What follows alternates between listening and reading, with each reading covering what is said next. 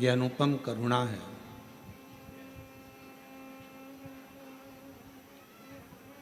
जो ये पवित्र कथा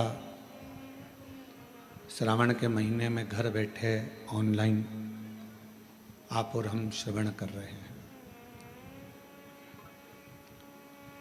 एक संत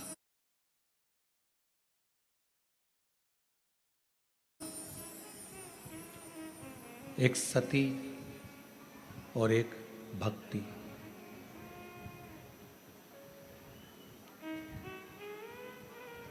ये तीन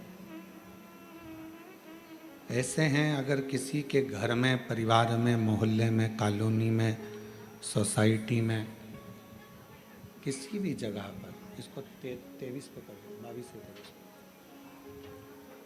किसी भी जगह पर यदि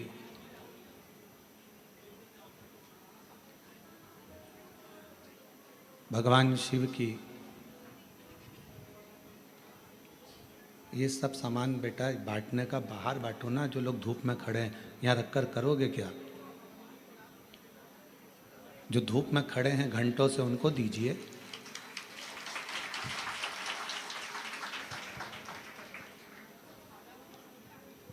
एक संत, एक सती और तीसरे नंबर पर है भक्ति। जिस गांव में, जिस नगर में, जिस शहर में, जिस कॉलोनी में, जिस परिवार में संत जैसा स्वभावी कोई मनुष्य हो, पतिव्रता धर्म का पालन करने वाली कोई सती नारी हो,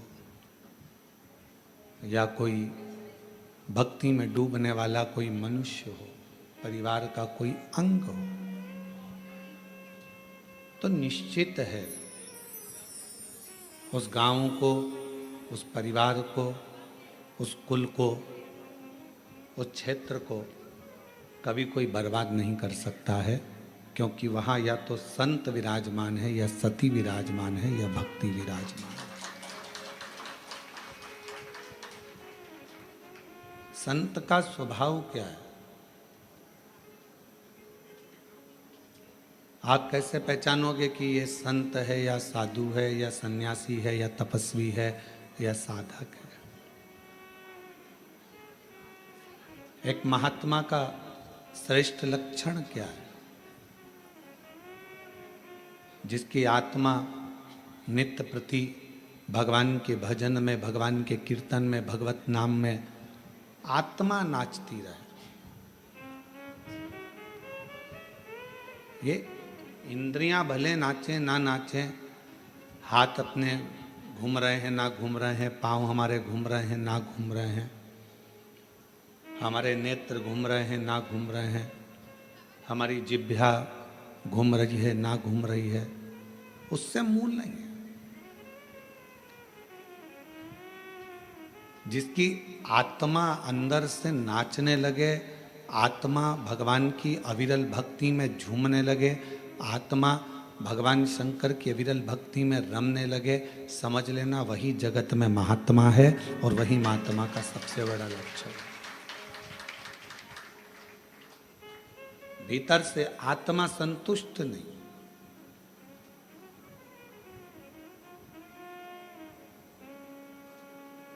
घर के दरवाजे पर लिख दिया शुभ और लाभ, और अंदर रहने वाले व्यक्ति के बुद्धि में शुभ और लाभ विचार नहीं है, तो क्या मतलब? केवल शुभ लिखने से या लाभ लिखने से फल नहीं मिलेगा, शुभ विचारों के होने से भी हमारे घर की पवित्रता रहे।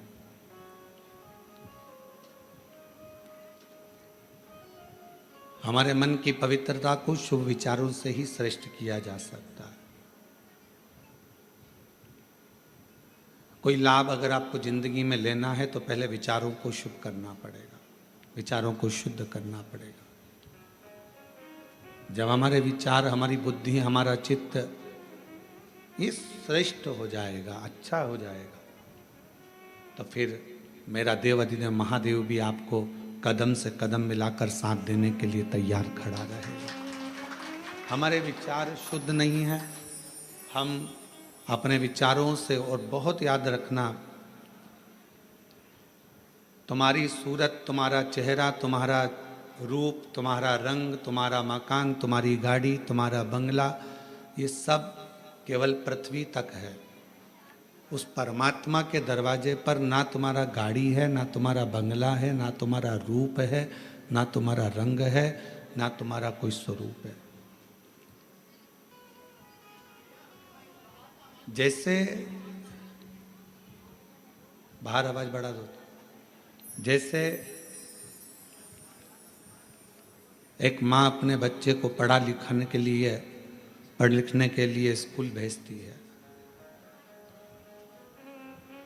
और माँ सुबह जब बच्चे को तैयार कर कर स्कूल भेजती है तो माँ ये कामना कर कर भेजती है कि मेरा बच्चा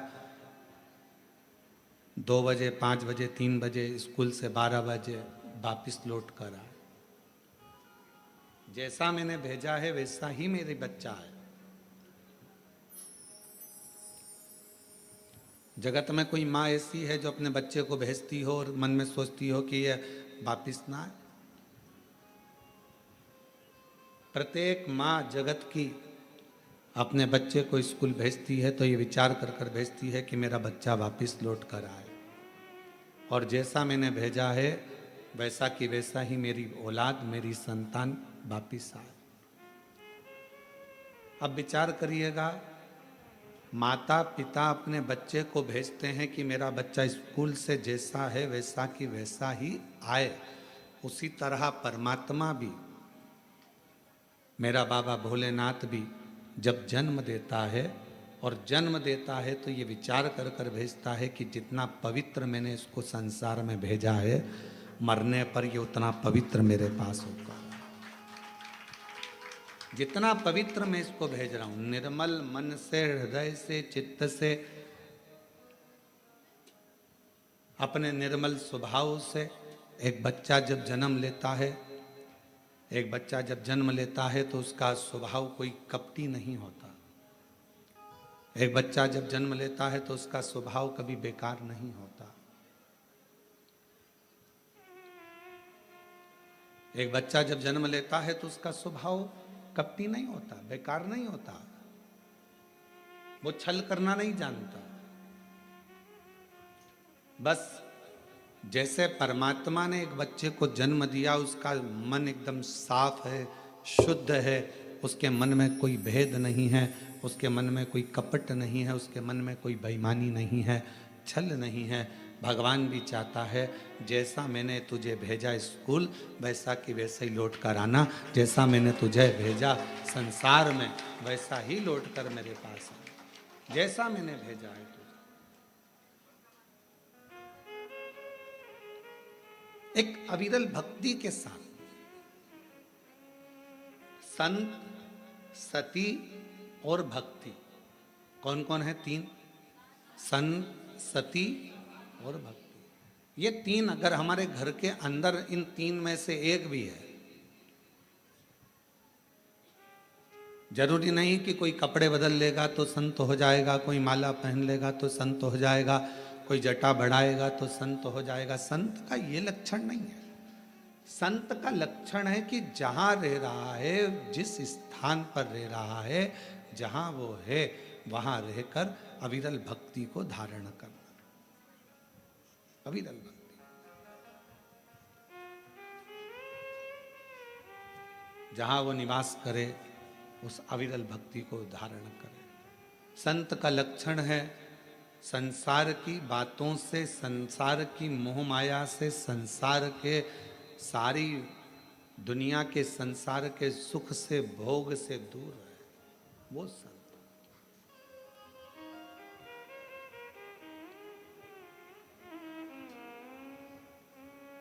एक पतिव्रता धर्म का पालन करने वाली एक स्त्री, एक नारी अपने घर में रह रही है, परिवार का भरण पोषण में लगी है, बच्चों को पालने में लगी है। एक माँ ने एक प्रश्न किया, इन्हीं पत्रों में है, अभी आगे हम उसको पढ़ेंगे। वो प्रश्न में लिखती हैं कि मैं मंदिर तक नहीं जा पा रही हूँ क्योंकि घर में मेरे सास ससुर बीमार है। फिर उसने पत्र में लिखा कि मैं पहले मंदिर जाती थी, अब नहीं जा पा रही हूँ क्योंकि मेरे सास ससुर बीमार हैं, पति को खदान में काम पर जाना पड़ता है, बच्चों को स्कूल जाना पड़ता है, तो क्या अब मैं पूजन शिवजी की मंदिर में कैसे करूं? तो मेरा उस बहन से जिसने पत्र लिखा है, उस बहन से इतना ही कहूँगा कि आप मंदिर नहीं जा सकते, अपने सास ससुर की सेवा कर रहे हो, परिवार की सेवा में लगे हो, ये भी मेरे शंकर की सेवा ही है, ये भी मेरे शिव की सेवा। और दूसरा, आपका मन करता है कि मैं मंदिर नहीं जा पा रही हूँ, मेरे मन में खलबली है मंदिर ना जाने की, तो अपने घर में जो शंकर भगवान का शिवलिंग है, अपने घर में जो शिवलिंग विराजमान है, उसकी सेवा करो, उसको जल चढ़ा लो, उसकी आराधना कर लो, मंदिर में पूजन के बराबर ही फल प्राप्त होगा। आप उस सेवा में तो लोग सास ससुर की भी सेवा कर रहे हो। पंडरीनाथ में हरि विठ्ठल विराजमान है, किसके लिए आए थे? पौंडलिक के लिए। पौंडलिक ने करा क्या था? अपने माँ बाप की सेवा, अपने माता पिता की सेवा। वो तो कभी मंदिर में नहीं गया, ना वो कभी शिवालय गया, ना देवालय गया, ना मंदिर गया, केवल माँ बाप की चरणों की सेवा कर रहा था। इतनी सेवा में लीन हो गया कि भगवान हरि विठ्ठल को आकर, पांडुरंगा नारायण को आकर दर्शन देना पड़ा। इतना कीचड़ हो रहा था कि वहाँ पौंडलिक ने एक ईंट फेंक दी और उस ईंट के ऊपर भगवान दोनों हाथ कमर पर रखकर खड़े हो गए, हरि विठ्ठल खड़े हो गए, उसका इंतजार करते रहे। तो भगवान कह रहे हैं तू आ, मेरा दर्शन कर ले। वो कहता है पहले माँ के चरण दबा रहा हूँ, पिता के चरण दबाऊंगा, फिर तुम्हारे से मिलने के लिए आऊँगा। बाद में भगवान से मिलने के लिए आया तो भगवान ने पूछा, पौंडलिक तेरी सेवा से मैं प्रसन्न हूँ, मांग तुझे क्या चाहिए? उसने कहा बस इतनी कृपा कर दो, जो अपने माता पिता की सेवा करे उसको तुम ऐसे ही दर्शन देते रहना, करुणा करते रहना, ऐसे ही कृपा करो।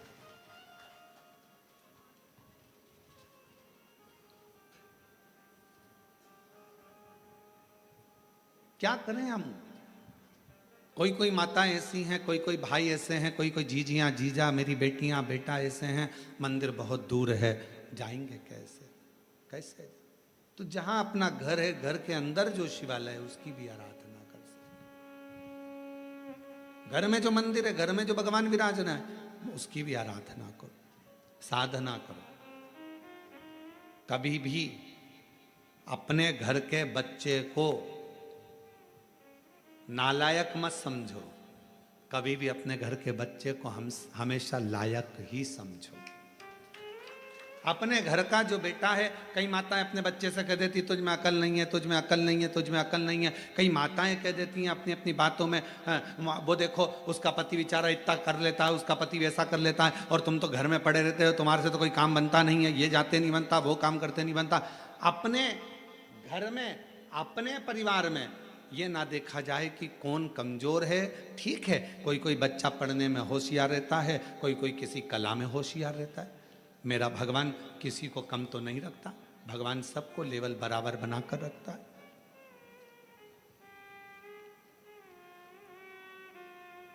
पांच उंगलियां पांचों बराबर नहीं हो सकती। अगर पांचों बराबर हो जाए तो ये मुष्टिका बंध नहीं सकती। इसलिए इस मुष्टिका को बांधने के लिए पांच उंगलियों को भी परमात्मा ने अलग अलग बनाया है, किसी को छोटी, किसी को बड़ी, किसी को मंजली, किसी को संजली बनाया। परमात्मा सबको, घर में पांच बहनें, आप भी होंगी, दो तीन बहनें तो होंगी, दो नहीं होगी, तीन होगी, तीन नहीं होगी तो एक होगी, काका बाबा की मिला लो दो चार तो बहनें होगी। सबका रहने का तरीका अलग, सबका खाने का तरीका अलग, सबका बोलने का तरीका अलग, सबका व्यवहार अलग, सबके अपने अपने तरीके, अपना अपना व्यवहार है सबका, और सब अपने अपने व्यवहार से, सब अपने अपने तरीके से रह रहा है, सब अपने व्यवहार। अब कई माताएं कहती हैं कि हमारा वो जेठानी तो कभी मंदिर नहीं जाती, भगवान शंकर से प्रार्थना करो, जेठानी नहीं जा रही है तो मत जाने दो। कोई कोई ऐसा होता है जिस पे मेरे भगवान शंकर का प्रेम बहुत होता है, वही तो जाएगा ना। कोई कहे मेरी देवरानी नहीं जाती, मत जान दो, उसकी मर्जी। आप अपना कर्म करो, आप भगवान के मंदिर जाओ, आप शिवालय जाओ, शंकर जी की आराधना करो। घर में कई कई लोग ऐसे रहते हैं, पति से कहो तुम व्रत कर लो, पति नहीं करता, तो उसका मतलब ये थोड़ी ना है कि वो धर्मात्मा नहीं है। पति मंदिर नहीं जाता तो इसका मतलब ये थोड़ी ना कि वो धर्मात्मा नहीं है। बेटे मंदिर नहीं जा रहे तो इसका मतलब ये थोड़ी ना कि बेटे धर्मात्मा नहीं है। आप मंदिर जा रही हो ना, आप मंदिर जा रही हो तो आपके पुण्य का एक अंश आपके पति के खाते में जा रहा है और आपके पुण्य का एक अंश आपके बच्चों के खाते में जा रहा है। तो फिर क्यों सोचना मेरा पति मंदिर नहीं जाता गुरुजी, मेरा पति कथा में नहीं आता गुरुजी, मेरा पति ये नहीं करता गुरुजी, मेरा पति भगवान की कथा में नहीं जाता। मत जाने दो, तुम तो जा रही हो ना। मेरी सास दिन भर घर में रहती है, वो कथा नहीं सुनती गुरुजी, टीवी चालू रहती है तो भी उसका मन नहीं लगता। मत लगने दो, तुम टीवी तो चालू कर दियो ना, तुम्हारा तो लग रहा है ना। बस अपन हम सुधरेंगे युग सुधरेगा, हम सुधरेंगे युग, हम बदलेंगे युग बदलना किसको है? अपने आप को। जब हम बदलेंगे तो युग अपने आप बदल जाएगा। आपको देखकर एक ना एक दिन तुम्हारे घर में, एक ना एक दिन, तुम महीना 2 महीना कथा तो सुनो, एक आध दिन पति भी 5-10 मिनट टीवी के सामने बैठकर कथा सुन ही लेगा। तुम बदल कर देखो, वो भी बदलेगा।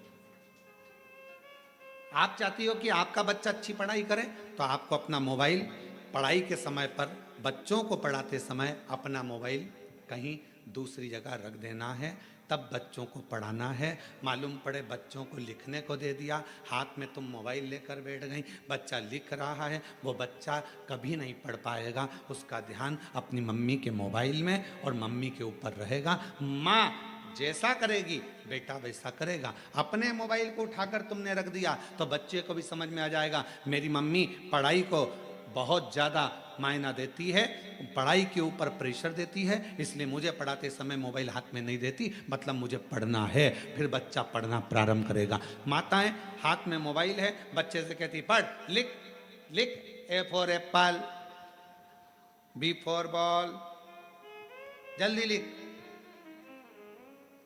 लिख रहा है? हाँ मम्मी। क्या क्या लिखा?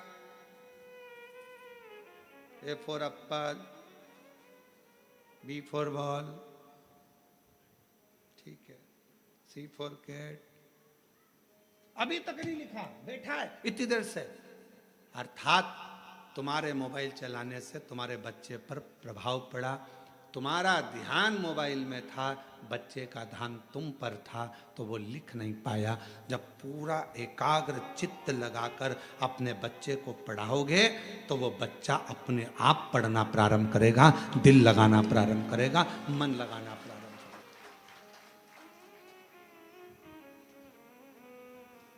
हम जब पढ़ते थे उस समय पर 2 तरह के क्वेश्चन आते थे, और हमारे साथ पढ़ने वाले आप सब भी हो। ऐसा नहीं कि आप कोई बहुत ओल्ड हो या न्यू हो, सब हमारे साथ के हो। हमारी जीजी हो, हमारे जीजा हो, बहन हो, तो हमारे साथ के ही हो। हमारे समय पर 2 तरह के क्वेश्चन आते थे। एक क्वेश्चन आता था ऑब्जेक्शन, मतलब जैसे कहते थे कि एक प्रश्न के बहुत सारे उत्तर लिखे होते थे, 4 तरह के उत्तर लिखे रहते थे, और उसमें बताना पड़ता था कि इसमें से कौन सा उत्तर सही है, बोलिए।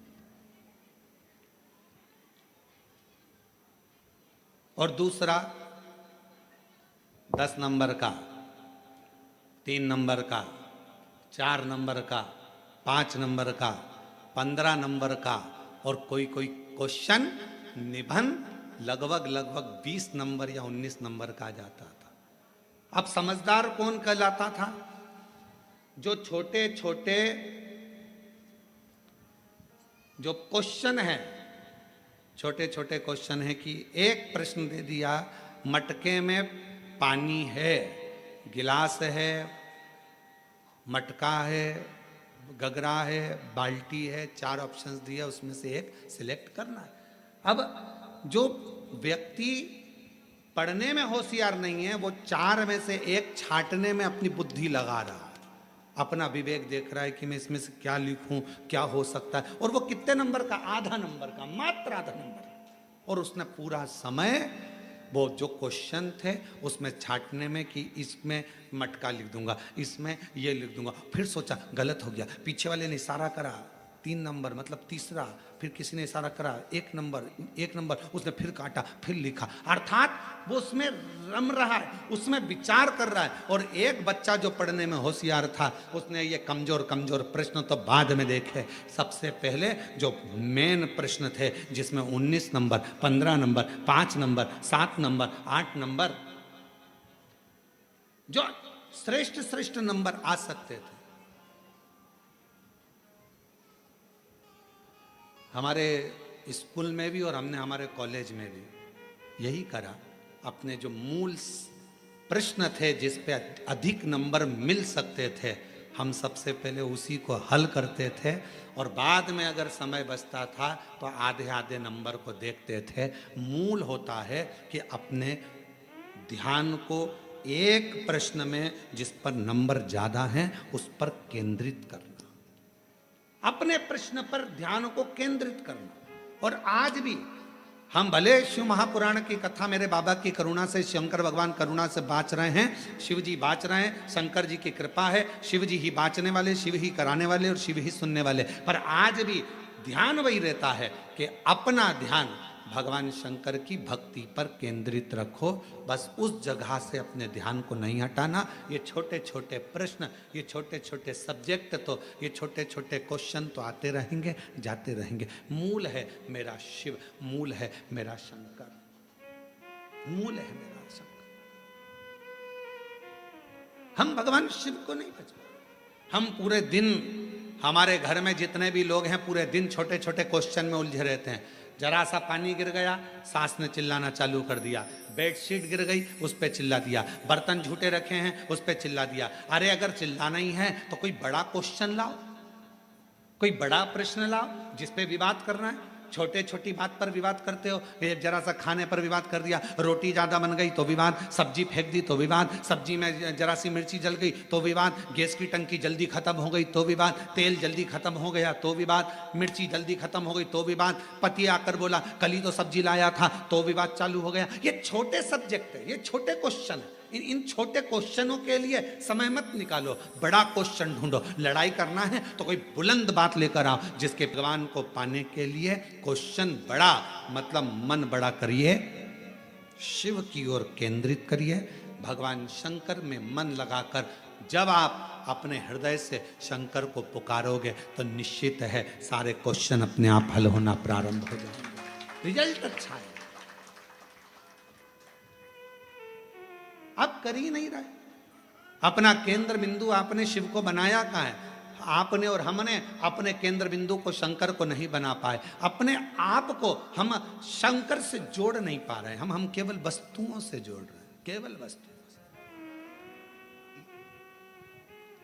किसी ने कहा अभी मुहूर्त अच्छा नहीं है, मंदिर नहीं जाना चाहिए। फिर किसी ने कहा अभी काल घड़ी चल रही है, अभी यह काम मत करना। और मालूम पड़े श्वास अभी चल रही है और बाद में निकल गई तो कौन सा भरोसा? कैसे केंद्र करें?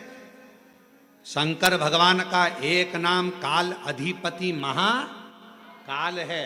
सबकी घड़ी बदल देता है, सबका समय बदल देता है, सबका चक्र बदल देता है, सबका काल बदल देता है। उसको महाकाल कहते हैं। अगर कोई कहे ये समय अच्छा नहीं, वो समय अच्छा नहीं, मेरे महाकाल बाबा का नाम लो और कदम आगे बढ़ाते चल जाओ, अपने आप सफलता मिलना प्रारंभ हो जाएगी। बोल बम का नारा है, महाकाल का नाम लो और आगे बढ़ते चले जाओ, शिव का नाम लो आगे बढ़ते चले जाओ, शंकर का नाम लो आगे बढ़ते चले जाओ। कैसे नहीं होगा?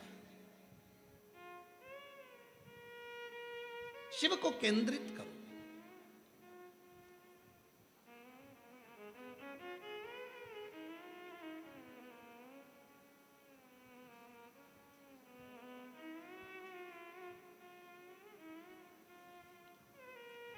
एक हमारे